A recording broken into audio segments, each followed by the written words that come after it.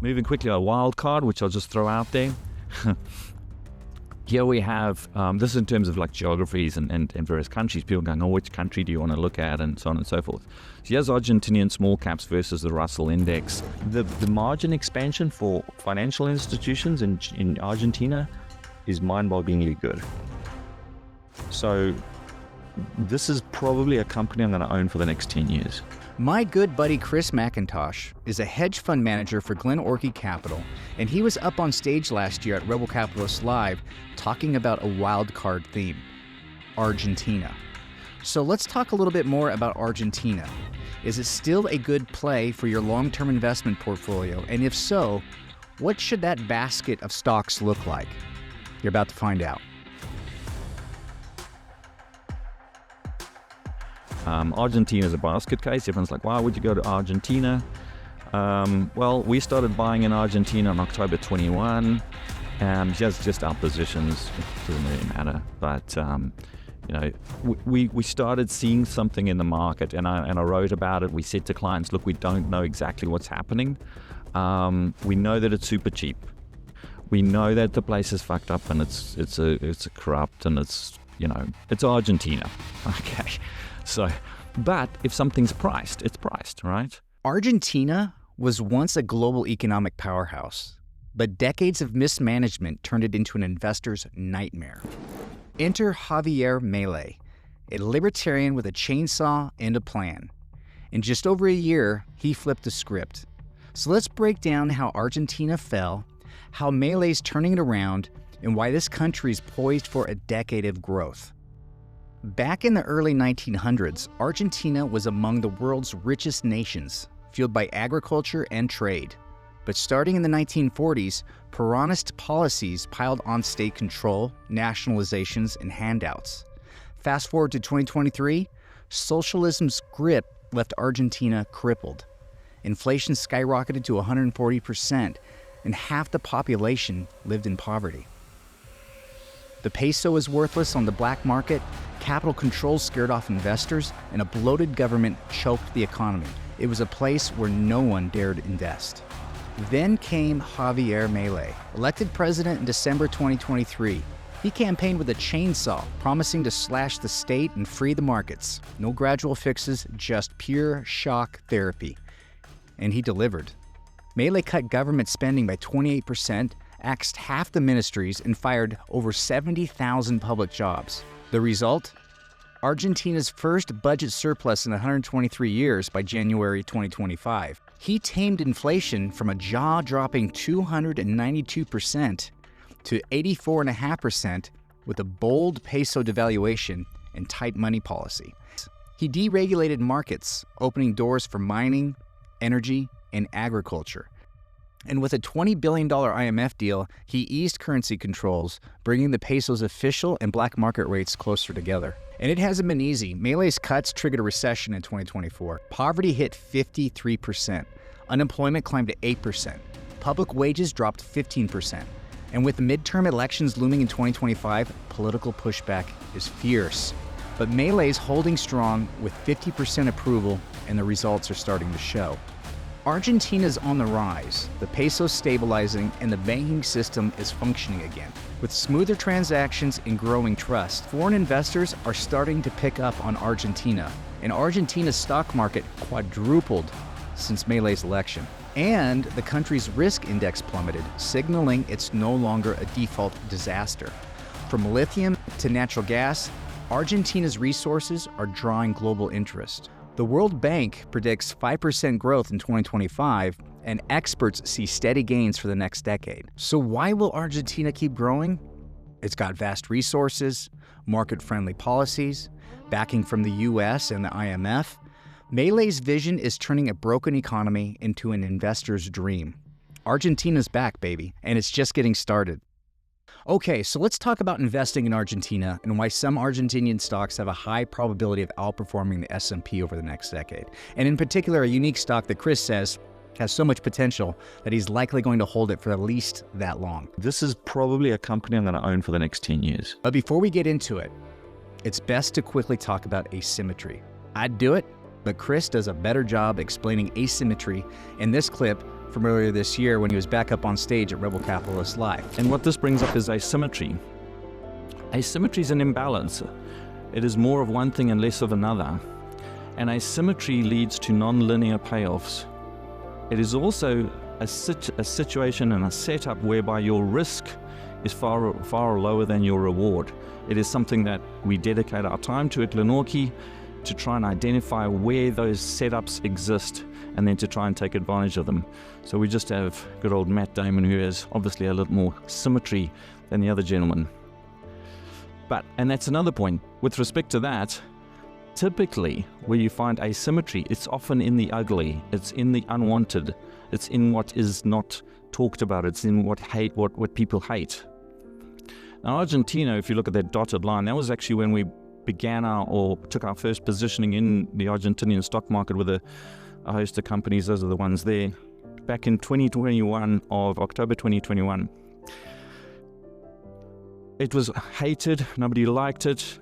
At the time, nobody even knew about Javier Milei, who is now widely spoken about. We've even had Elon Musk running around there saying, hey, you should all invest in Argentina, look what's going on. That wasn't on the cards. We knew about him, but that wasn't the reason that we invested. The reason that we invested, again, was second level thinking. It was actually because of Brazil. At the time, Brazil was going through a crisis. Now, if you're an asset manager with a mandate to invest in South America, there's really three places that your capital is going to go. Chile, Argentina, and Brazil. Brazil being the big daddy because it's a bigger economy, it was more politically stable. Argentina was always a known disaster. So it would get some allocation, but it was going to be smaller. Chile had already gone left. So quite a bit of capital had left Chile. It had gone into Brazil. Now you had a problem in Brazil. Your asymmetry lay in Argentina because it was the only variable left. So we looked at that and we started seeing capital flows beginning as a consequence of what was happening in Brazil. And the asymmetry was there because the risk was already priced in. Everybody knew it was a disaster. The prices of the asset prices are ridiculously cheap. So I'm just pointing that out because it's a reference to second level or third level thinking. Let's cut to the Capitalist Exploits Argentinian Q1 2025 update. This is from lead trader Brad McFadden. And in case you're wondering, Capitalist Exploits is a service that Chris and Brad provide to retail investors and industry pros who like buying cheap and fundamentally sound stocks in unloved sectors poised for massive growth. They deliver research, model portfolios, Q&As, and of course, community. I basically realized that, hey, we do all this research for our Glenorchy clients anyway. Why not package it all up and provide a service for retail investors and industry pros? And I have to tell you from personal experience, it's good. It's real good. I've been a member for 5 years and I've done well for myself. Maybe you can do the same. Anyway, here's Brad. Hi folks, let's update our thinking on Argentina. Yes, a lot of upside's already occurred, but we still think a significant side is still to come. Now the reason for that is that the Argentine economy is only just starting to open up. Of all the efforts of Javier Milei, these will only start showing up in the next year or so. Now, earnings have increased already, yes, but they still remain cheap, these stocks. These stocks sitting on a forward P of less than 10 times, actual P of less than 10 times as well. Dividend yields are still respectable as well. Okay, now, so let's go back to 2021. We bought a basket of 5 stocks, ranging from, it was like YPF, Pampa Energia, Cressy, Banco Macro, and Loma. I think Sipu might be in there as well. Anyway, so it was at 5 or 6 stocks. Now, so we made an index up of these stocks, equally weighted, which is how we bought them as well. And yeah, so when it's gone from 50, you can see there, to 254. So that's a 400% increase. Now, it may seem a lot. It's pretty respectable. We've still haven't got to our 10-fold increase yet. We think we're going to get there. As I said, the best is yet to come with Argentina. If we look at what's happening with the shale oil field there, that's only just starting to open up, so earnings are only starting to flow now. Banks have been able to start lending again. So up until like the last few years, the Argentine economy was pretty much a cash-based economy. Very, very difficult to get credit. And when there's no credit, there's very little growth. That's all changing now. Banks are now starting will have the ability to lend. And as I say, when that happens, the economy grows after a long, long period of stagnation. So we're holding on. Now, I guess the tough part is how big do you let positions get? So if one started off with like a 5% position size, that position size is now at least 20%, maybe a bit more. If you're taking into account dividends, if you had a 7% exposure, now it's close on 30%. Okay, so that's a call everyone's got to make themselves, an individual call. Now, as I said, we're holding on. We think more upside is yet to come.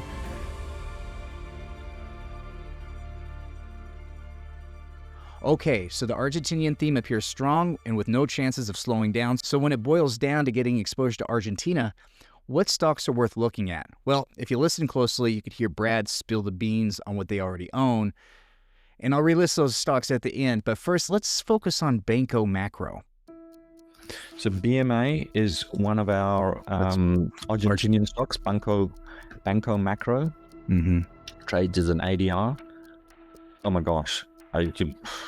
We don't own it. It's been a good one. I mean, pulled back a bunch. This thing, it's hard to, and I talked about this on the webinar the other day, it's hard to imagine.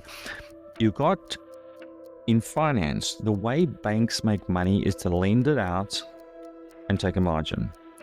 Argentinian banks for decades have basically not lent money. Those that still survive, that still exist, are the hardiest curmudgeonly buggers out there. They've managed to stay alive in an environment where they basically couldn't lend.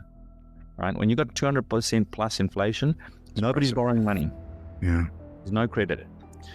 You now are, inflation's brought down to about 2% a month. Still high compared to, say, developed markets, but from 25% a month, like that's significant. Mm-hmm. As a consequence, credit's now entered the market. You can obtain credit. Imagine you're banking, which you've started with this playground where you're doing almost nothing of something. And then you have the expansion that you can do with a stable currency market and hence bond market. The margin expansion for financial institutions in Argentina is mind-bogglingly good. So this is probably a company I'm going to own for the next 10 years. And it's trading at a PE of under 5. Wild. The other day it was down to like, I think it was 3.9 or something. I'm like, oh my God, if I didn't own more of this shit, I'm down here. So I'm very, very bullish on Banco Macro. There you have it, folks. Argentina as seen through the lens of two successful professional money managers who put their money where their mouth is. Banco Macro is a keeper. But what else? Okay, here are the other stocks mentioned by Brad. We have BMA, we have Cressy, C-R-E-S-Y, CEPU, C-E-P-U, PAM, P-A-M, Loma, L-O-M-A, and YPF. Personally, I have all these stocks in my retirement portfolio. I have 10% allocated to the Argentinian theme, and I have 1 to 2% of my investing cash allocated to each ticker in that basket. Now, of course, this is not meant to be individual investing advice, and I highly encourage you to conduct your own research on this topic before putting any money into it. In fact, that's just a good rule of thumb for any investment. Always do your due diligence. And understand that these stocks are small, they're volatile, they'll bounce up and down a lot. You need to know why you bought them and why you will continue to hold them, because they will pull back, okay? And then they'll go up again. You just don't want to end up like every other retail investor out there who ends up panic selling the moment volatility rears up. So don't be that guy. If you need help learning how to invest, check out the Capitalist Exploits Insider Program. There's a link in the description, and if you're on your desktop, just scan this QR code and it will take you to their homepage. So until next time, my name is Gene, and thanks for watching this video. And don't forget to like and subscribe if you found this information helpful. Cheers, we'll see you on the next one. Mad World Macro. Subscribe.